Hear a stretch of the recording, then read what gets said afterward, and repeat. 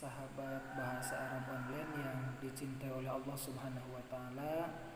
Alhamdulillah, pagi hari ini kita akan melanjutkan materi kajian ilmu nahwu, dan di pertemuan yang lalu kita sudah membahas materi pertama, yaitu mengenalkan tentang istilah antara bahasa Arab dan bahasa Indonesia supaya tidak terjadi kesalahan.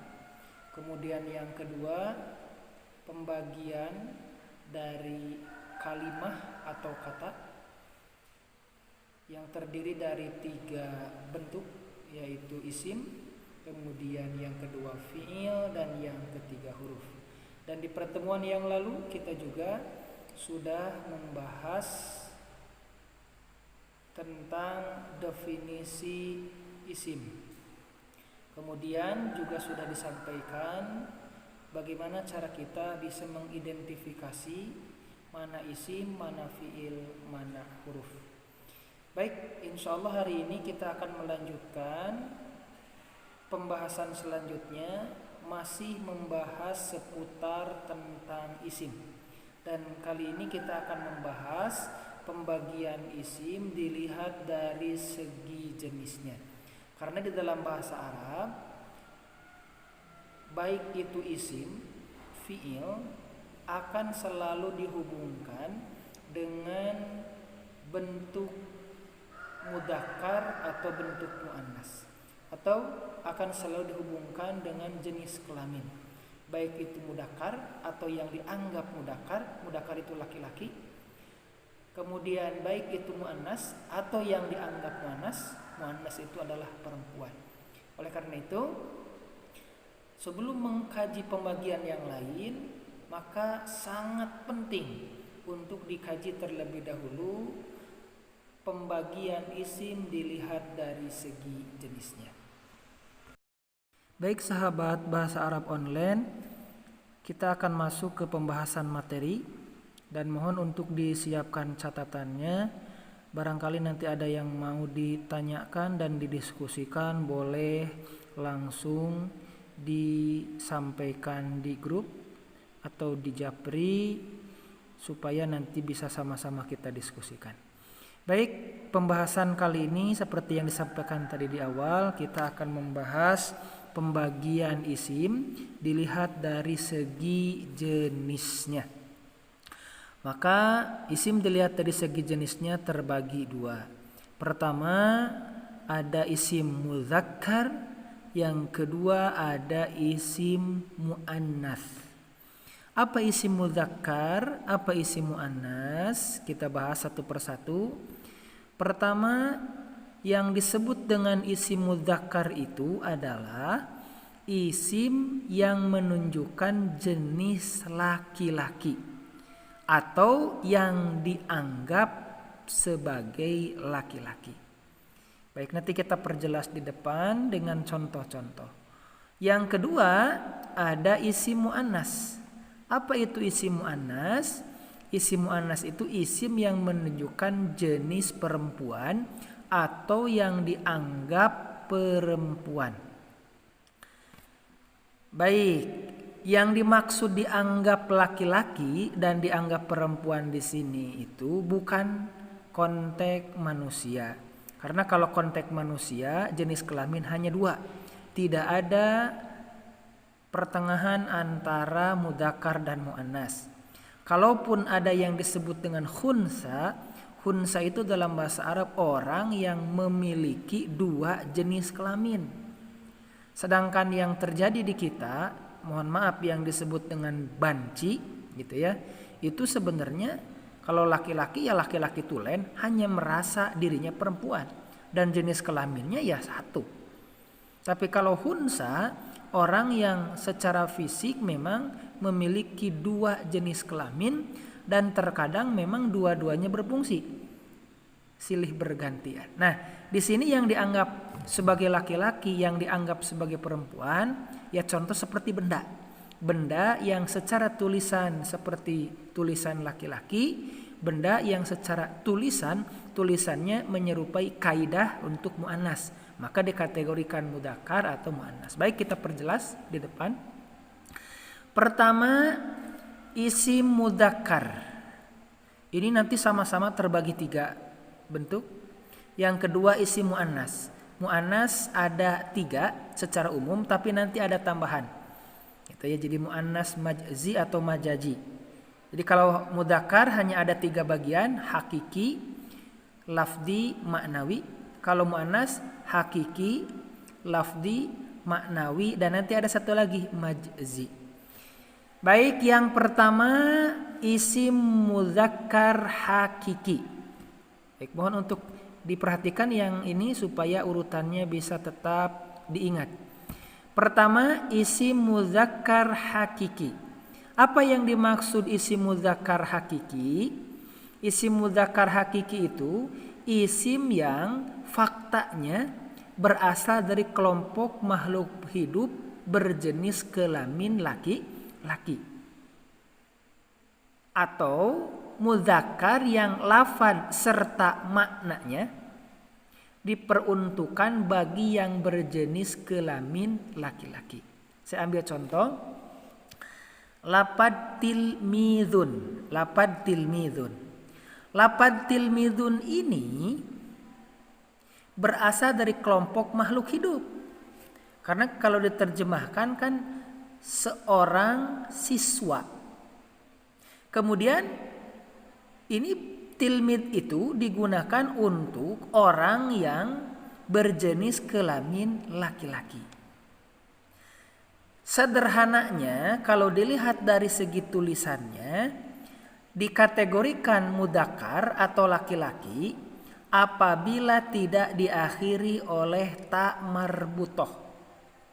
Sekali lagi, apabila tidak diakhiri oleh ta marbutoh. Mana ta marbutoh? Ta marbutoh itu tak bulat ada titiknya, itu ta marbutoh. Saya ambil contoh. Ditulis di depan di layar, boleh nanti disimak mana yang disebut dengan ta marbutoh. Karena ada ta marbutoh, ada ta maftuhah, gitu ya. Bedanya apa? Bedanya kalau ta marbutoh itu robato, terikat, gitu ya, artinya nyambung, bulat. Sedangkan kalau ta maftuhah terbuka, tulisannya membuka. Nah, ini contoh ta marbutoh ya. Nah, ini ta marbutoh seperti itu. Itu tak marbutoh. Ada yang disambung, ada yang terpisah. Baik, kalau diakhiri oleh tak marbutoh, maka hukum dasarnya itu menunjukkan muannas. Tapi kalau tidak diakhiri oleh tak marbutoh, seperti contoh di sini, maka kata tersebut menunjukkan isim mudzakkar. Lalu disebut mudzakkar hakiki itu seperti apa? Nah, saya perjelas ulang di sini.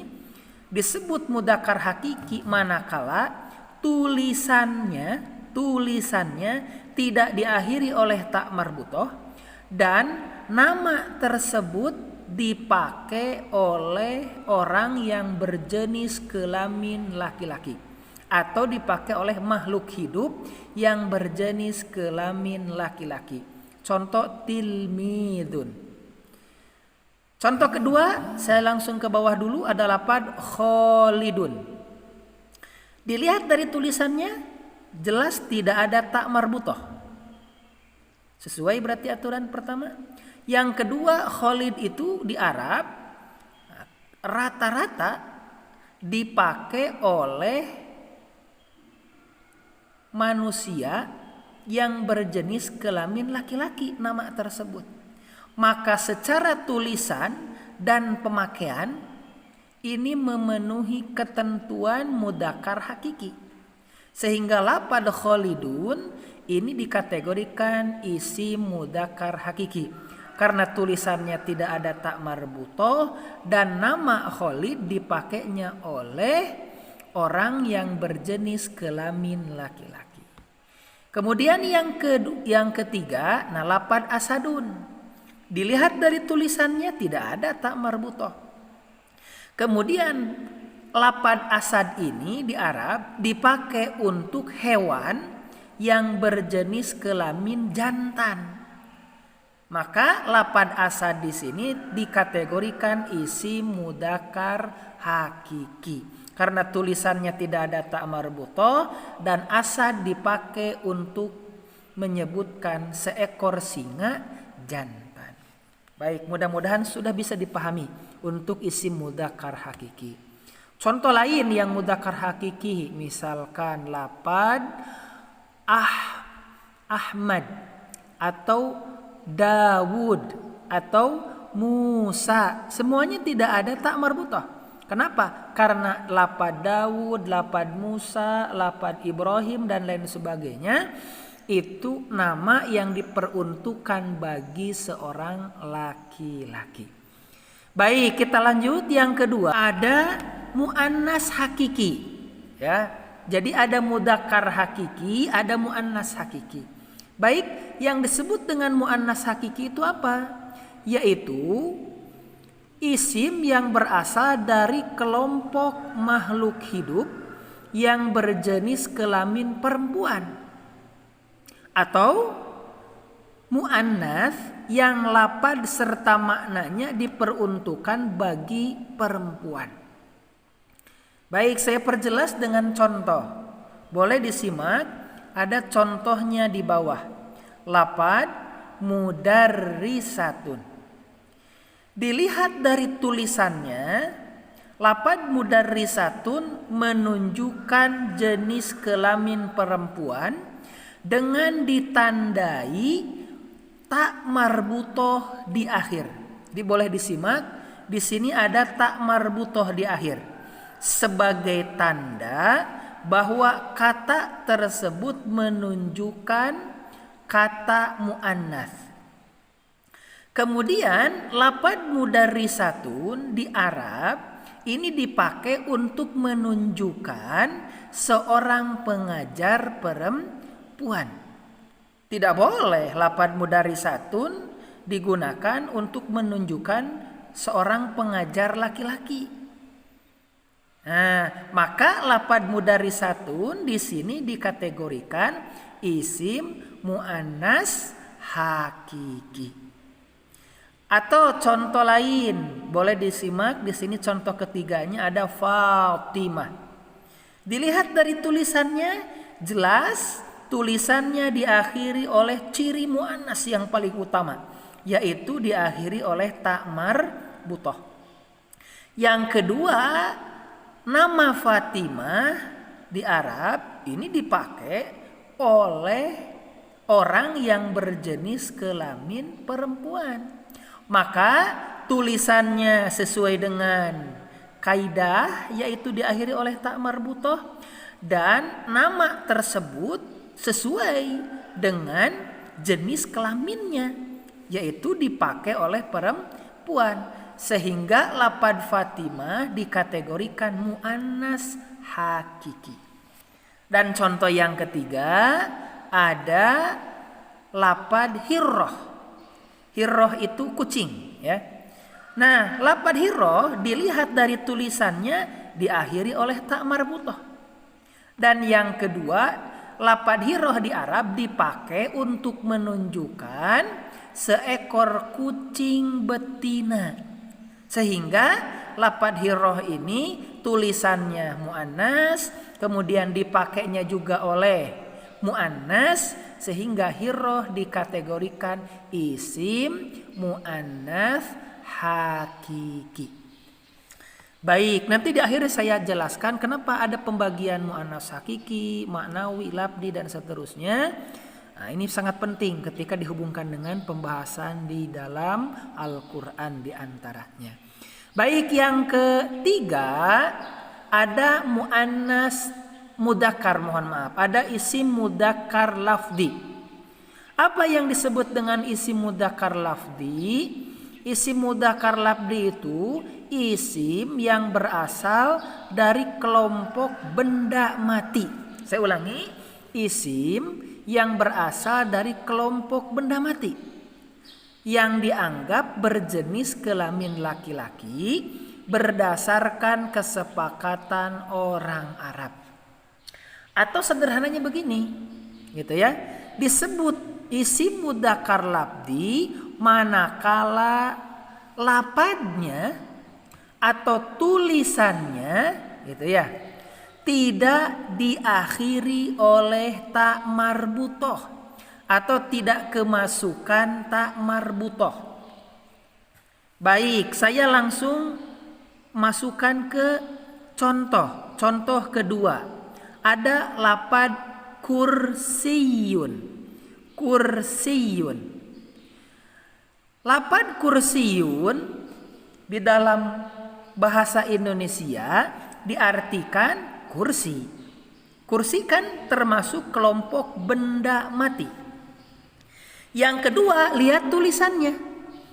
Nah, dilihat dari segi tulisan, lapad kursiyun itu tidak diakhiri oleh ta marbutoh. Maka lapad kursiyun di dalam tata bahasa Arab, di dalam ilmu nahwu dikategorikan sebagai mudzakkar lafzi.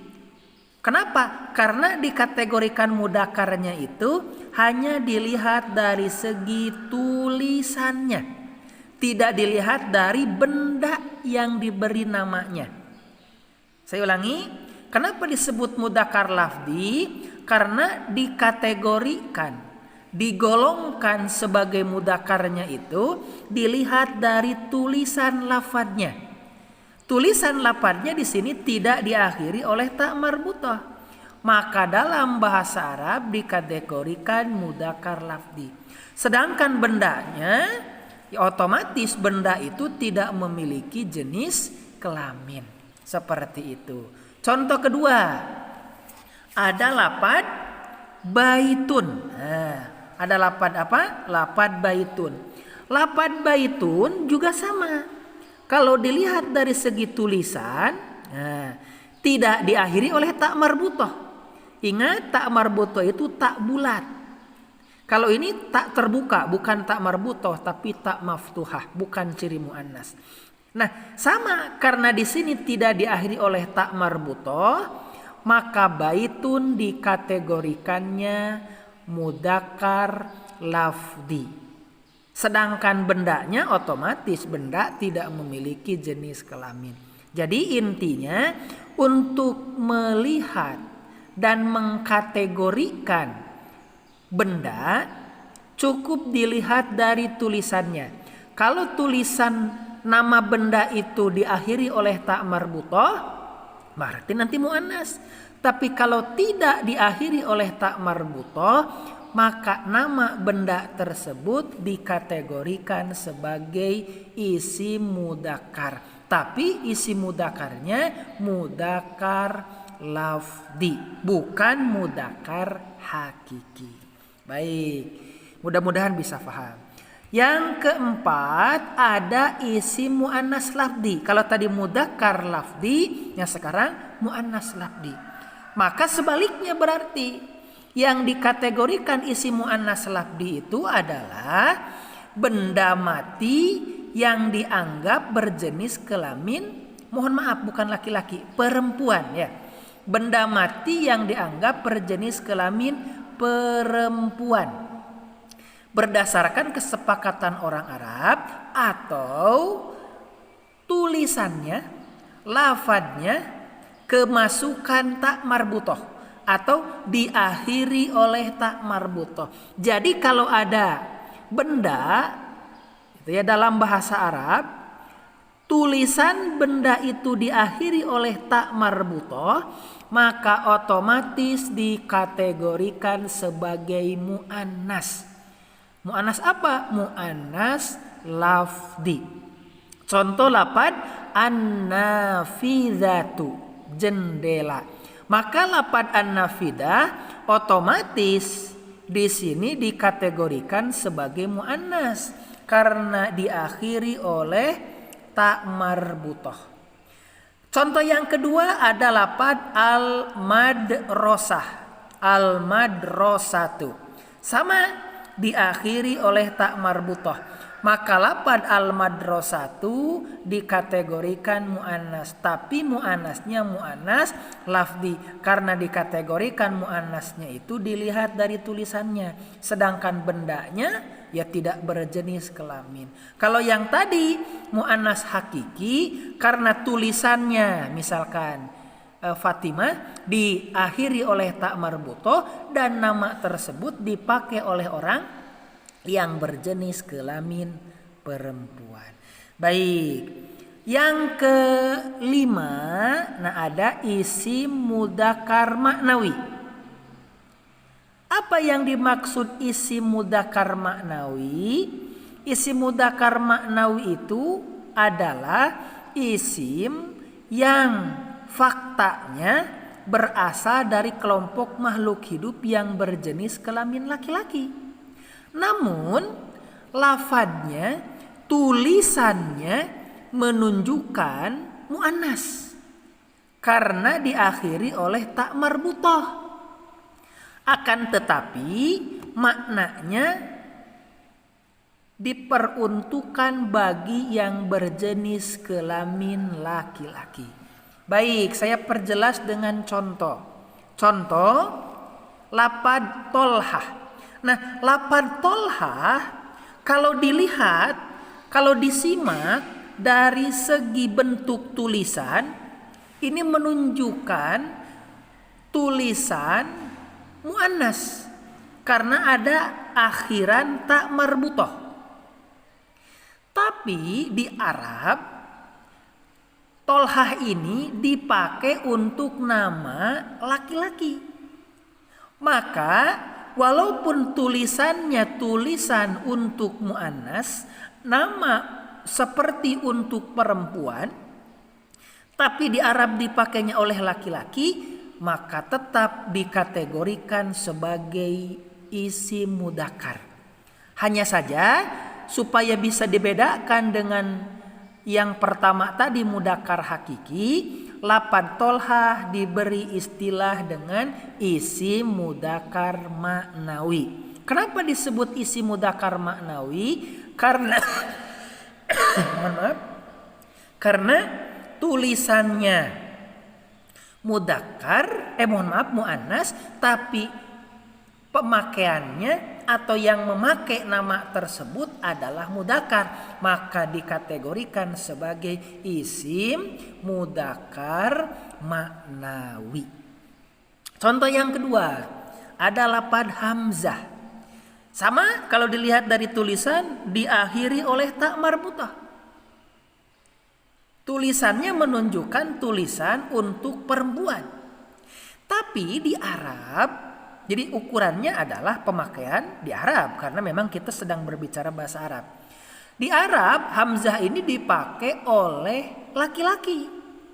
Sehingga hamzah kategorinya tetap laki-laki atau isim mudzakkar.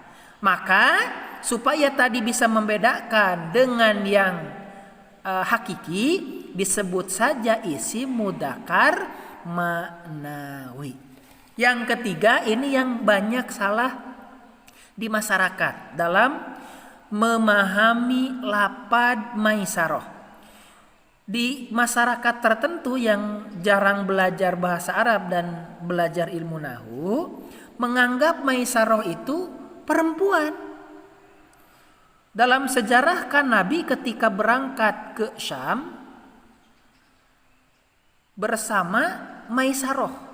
Maisaroh itu dalam konteks sekarang karyawannya Siti Khadijah lah, karyawan. Nah, tidak sedikit orang yang menganggap Maisaroh itu seorang perempuan. Padahal kalau kita simak dalam pembahasan nahwu, Maisaroh itu tidak jauh beda dengan Hamzah dan Tolhah yang sama-sama diakhiri oleh ta marbutoh, tapi nama ini dipakainya di Arab oleh laki-laki. Maka Maisaroh itu seorang laki-laki. Hanya saja namanya diakhiri oleh tak marbutoh, maka dikategorikan di sini sebagai isim mudakar ma'nawi. Tulisannya tulisan untuk perempuan, tapi nama itu dipakai oleh laki-laki, maka ingat dalam bahasa Arab kategorinya tetap mudakar. Nama mudakarnya adalah mudakar ma'nawi. Sebaliknya yang mu'annas juga ada, mu'annas ma'nawi, yaitu apabila isim ini memang faktanya berasal dari kelompok makhluk hidup yang berjenis kelamin perempuan, namun lafadznya menunjukkan mudzakkar karena tidak diakhiri oleh tak marbutoh. Akan tetapi maknanya diperuntukkan bagi yang berjenis kelamin perempuan. Baik, saya lihat contohnya. Contoh, Maryam.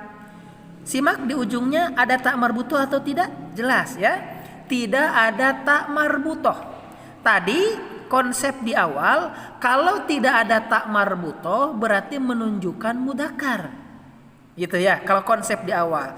Namun simak di sini. Lafaz Maryam memang secara tulisan ini tidak diakhiri oleh tak marbutoh. Tapi di Arab Maryam ini dipakai untuk nama seorang perempuan. Sehingga lafaz Maryam ini tidak boleh dikategorikan sebagai laki-laki walaupun tidak ada tak marbutoh. Nah, maka kategorinya tetap sebagai seorang perempuan karena dipakainya oleh perempuan.